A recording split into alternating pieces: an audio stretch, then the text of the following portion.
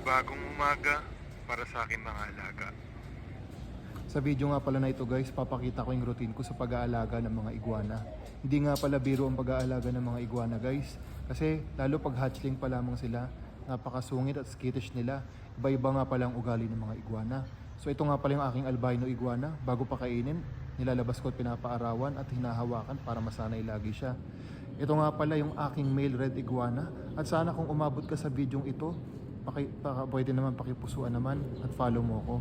Kung may tanong ka sa pag-aalaga ng iguana, kahit hindi ako eksperto, tutulungan kita. Yan guys, naka-1 taon na nga pala itong aking male red iguana. Ang lagi ko lang ginagawa ay pumapasok ako sa loob ng kanilang big enclosure. Kanila nga palang enclosure ay 8 feet na mahaba at lapad ay 4 feet at ang taas ay 6 feet. Lagi ko nga palang sinasanay na hawakan tong aking male red iguana kasi napakatikas nito noon. Hinahampas lagi ako ng buntot at kinakagat na rin. Pero syempre sa